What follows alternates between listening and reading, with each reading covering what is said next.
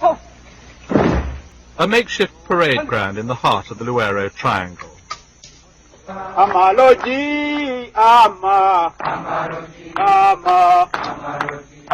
Ugandan government dismisses these rebels as bandits. They see themselves as national saviours. 4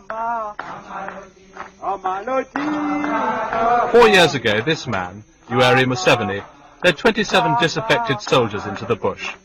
Today, his national resistance army numbers an estimated 6,000. The Ugandan army's fighting methods against his rebellion have brought it into the centre of a human rights controversy. And the rebels are convinced that their fight is a just one. What else can we do if you have got a government which has closed off all other channels of peaceful change? What else could we do except to surrender, to resign ourselves to slavery, and we couldn't do that. Museveni himself held the post of Minister of Defence under the two brief regimes that immediately followed the Tanzanian invasion. He seemed very much part of the new Ugandan political establishment. The elections in 1980 changed all that. I reject totally what they normally say, that there should be, or what do you call it, a round table conference between the government and all the dissident groups. I reject that proposition. Why? Once you have an election on a multi-party basis, and some people decide to go to the bush with guns, and then later you say, well, let us talk. And you talk, you may succeed in that talk, and you form a new administration. What are you going to do? Are you going to hold another election? Because if you hold another election, somebody is bound to lose. Not everybody will be elected. And those who lose will have learned a lesson that the only way by which they would go into government would be to go to the bush, then call for a conference. And since you have already agreed to a previous conference, you can't now logically say you don't like a second conference. So you'll go on and on and on. The elections become meaningless. The National Resistance Movement is a nationalist organization. It is a nationalist in the sense that it is fighting for the aims of the whole country and not for aims of a section of the country. Secondly, the National Resistance Movement is a democratic movement. It's a movement which is fighting for democracy.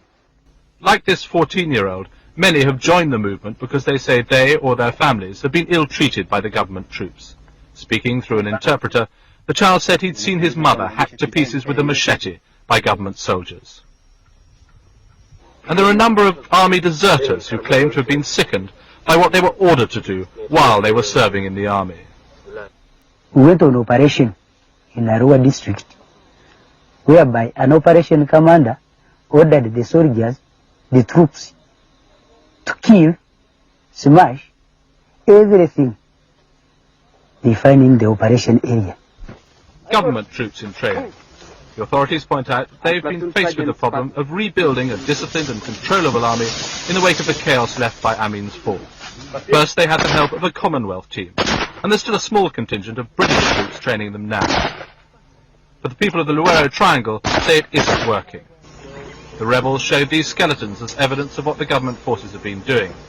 They said a village of civilians friendly to the rebels had been wiped out. The government claims that the atrocities are being committed by the rebels themselves, and the bones might just as well belong to their victims. And they dismiss as fabrications stories like those told by this priest. Himself bearing the scars from the attack, he said that in one incident troops had taken a 6-month child from its mother and pounded it to death with a pestle and mortar used for breaking up groundnuts. Then started pounding. The fighting has left one of Uganda's richest regions almost completely depopulated. Once prosperous villages now lie deserted. This is prime country for growing coffee, Uganda's most important export. Now the beans hang unharvested on the trees, left for the rebels to pick at will. The few civilians that remain in the area live in fear, hidden deep in the bush. They survive off what little they can cull from this once heavily cultivated land. There has been a let-up in the killing in the last few months. The rebels say that's because there are so few left to kill. And they claim conditions now compare badly even to the Amin days. They are very much worse than they were under Amin. Because under Amin, first of all, Idi Amin was not killing people outside the intellectual class. He used to kill only the elite, elements from the elite who were threatening his position. Or sometimes over rivalry, over business, things like that. But he never touched the peasantry. But Obote is killing everybody. With talk like that, there seems little hope that the rebels will come in from their life in the bush.